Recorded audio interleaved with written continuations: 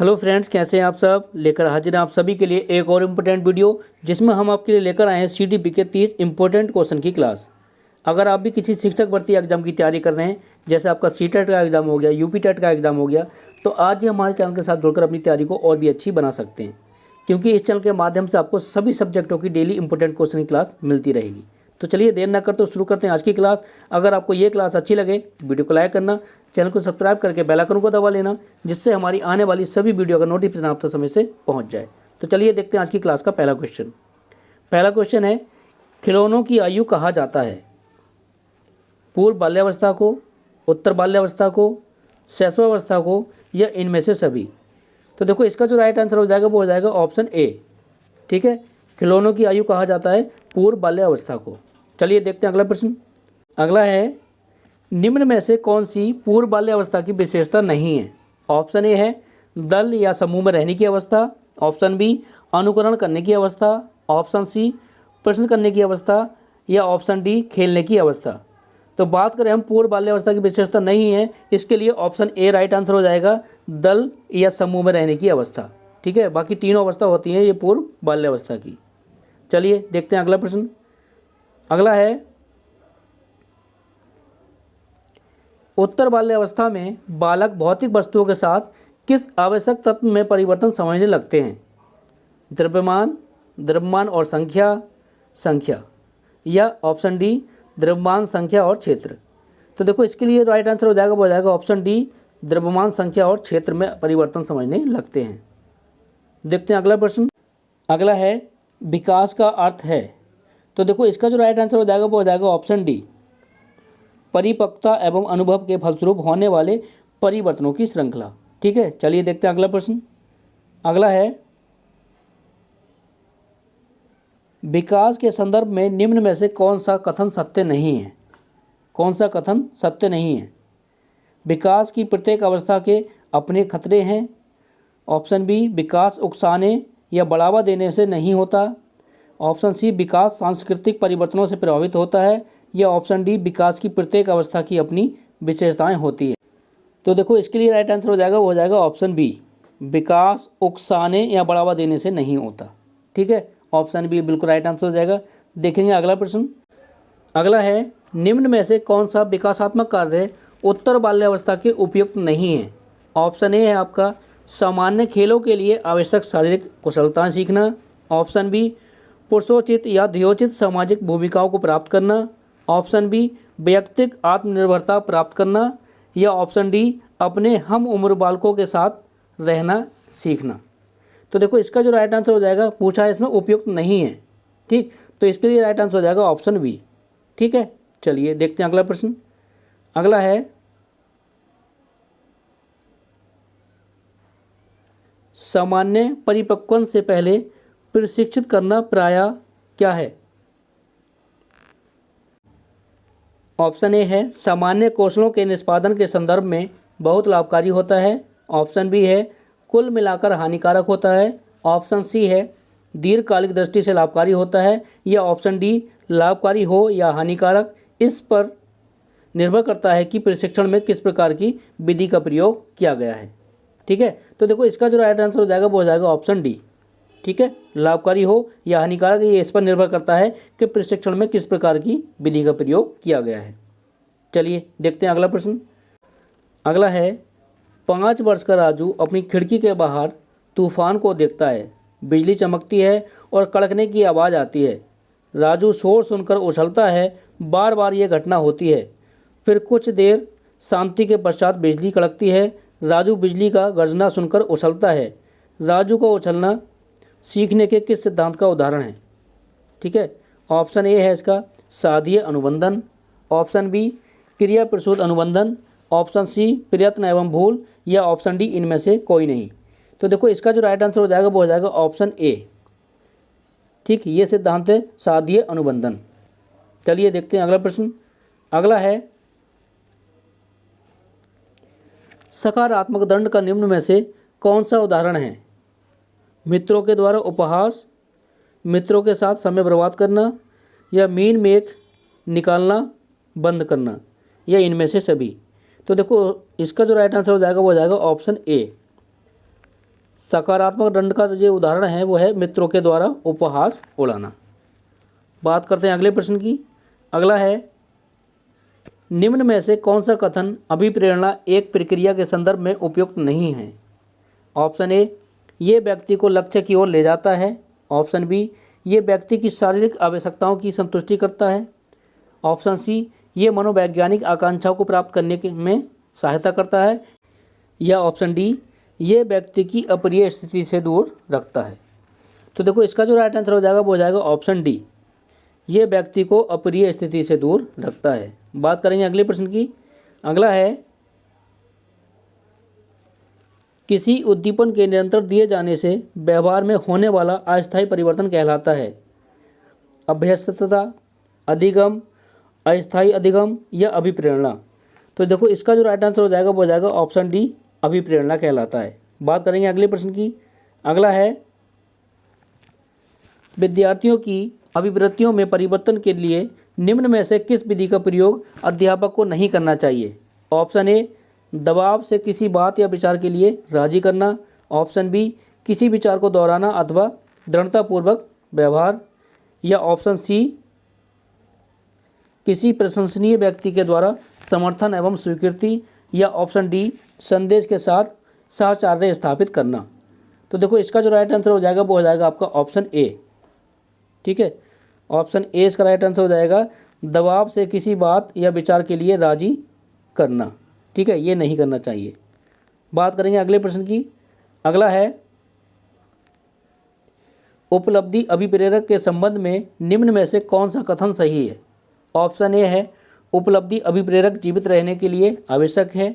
Option B, यदि व्यक्तिगत क्षमताओं की संतुष्टि महत्वपूर्ण है तो उपलब्धि अभिप्रेरक को विकास प्रेरक कहा जा सकता है। ऑप्शन सी है, यदि व्यक्तियों के मध्य प्रतियोगिता पर बल है तो उपलब्धि अभिप्रेरक को सामाजिक अभिप्रेरक कहा जा सकता है। या ऑप्शन डी, इनमें से सभी। तो देखो इसका जो राइट आंसर हो जाएगा वो हो जाएगा आपका ऑप्शन डी। ठीक है, ये सभी होंगे। बात करेंगे अगले प्रश्न की। अगला है, 6 से 10 वर्ष की अवस्था में बालक रुचि लेना प्रारंभ करते हैं किसमें?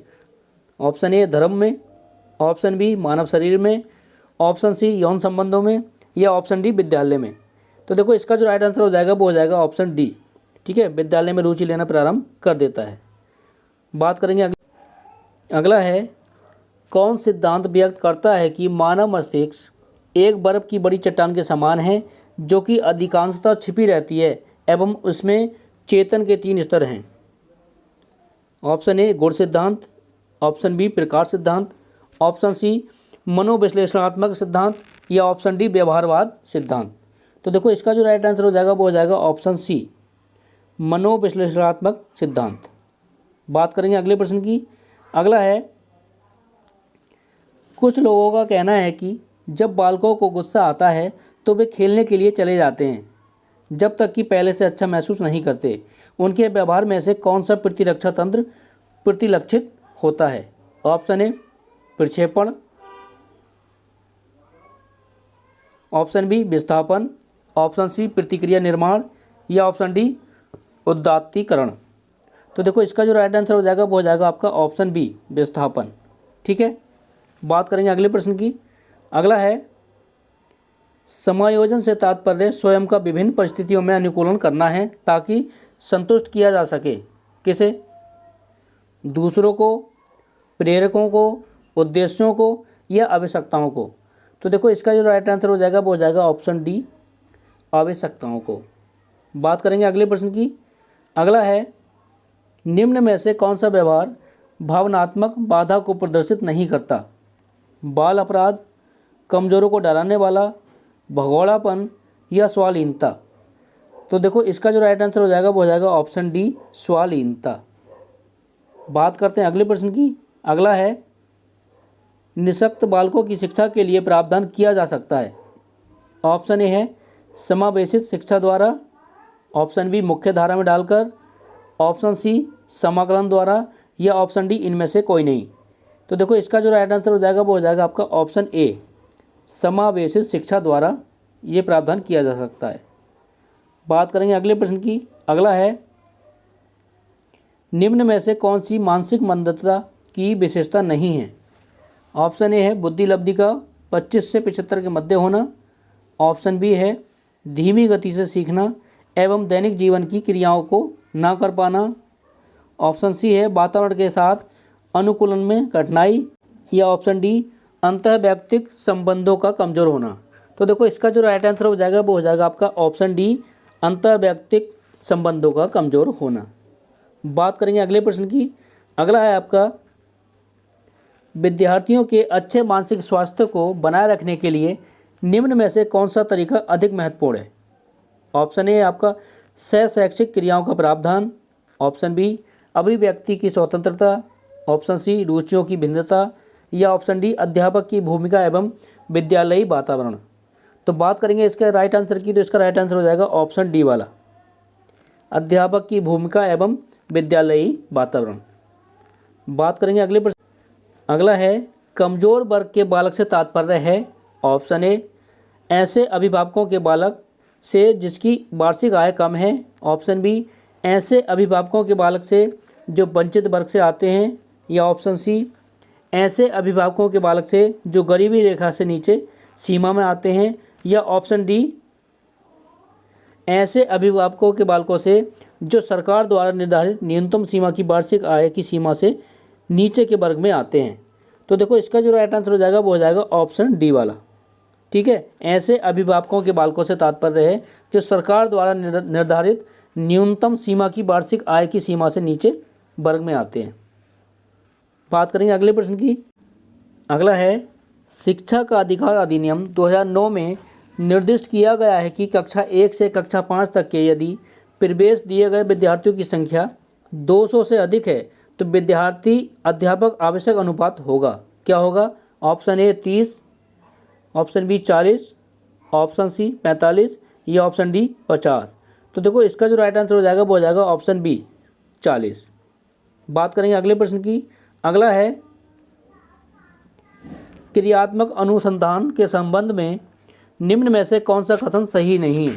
ऑप्शन ए ये अध्यापकों एवं शिक्षा व्यवसाय से जुड़े लोगों के द्वारा किया जाता है। ऑप्शन बी ये किसी विशिष्ट समस्या के समाधान के लिए किया जाता है। ऑप्शन सी व्यापक स्तर पर निर्णय लेने के लिए सूचना संकलन का कार्य इसमें किया जाता है। या ऑप्शन डी स्थानीय स्तर पर रोज़मर्रा की समस्याओं के समाधान के लिए क्रियात्मक अनुसंधान किया जाता है। तो देखो इसका जो राइट आंसर हो जाएगा वो हो जाएगा आपका ऑप्शन सी। ठीक है, व्यापक स्तर पर निर्णय लेने के लिए सूचना संकलन का कार्य इसमें किया जाता है। बात करेंगे अगले प्रश्न की। तो अगला है आपका निम्न में से कौन सा कथन शिक्षण के बारे में सत्य नहीं है। ऑप्शन ए है शिक्षण में सुधार किया जा सकता है। ऑप्शन बी शिक्षण औपचारिक एवं अनौपचारिक है। ऑप्शन सी शिक्षण विज्ञान के साथ साथ कला भी है। या ऑप्शन डी शिक्षण अनुवेशन है।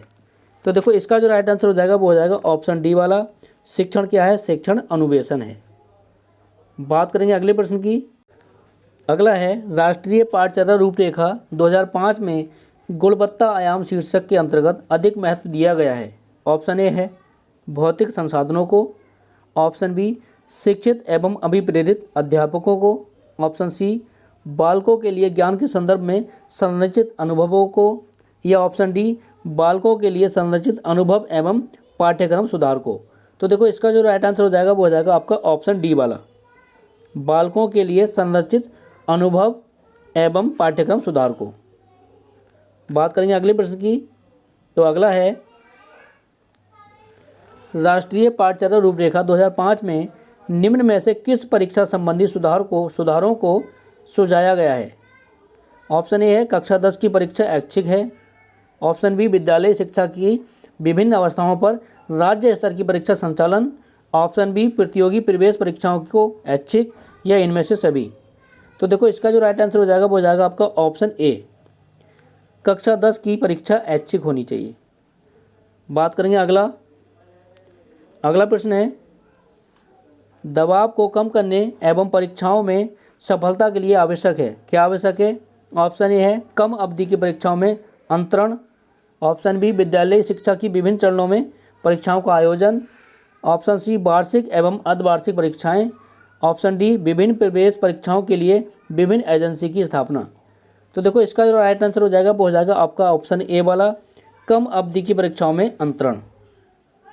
बात करेंगे अगला क्वेश्चन है, मूल्यांकन का उद्देश्य है ऑप्शन ए बालकों को धीमी गति से सीखने वाले एवं प्रतिभाशाली बालकों के रूप में लेबल करना, ऑप्शन बी जिन बालकों को उपचारात्मक शिक्षा की आवश्यकता है उनकी पहचान करना, ऑप्शन सी है अधिगम की कठिनाइयों व समस्या वाले क्षेत्रों का पता लगाना, या ऑप्शन डी उत्पादक जीवन जीने के लिए शिक्षा किस सीमा तक तैयार कर पाई है का पुष्टि पोषण प्रदान करना।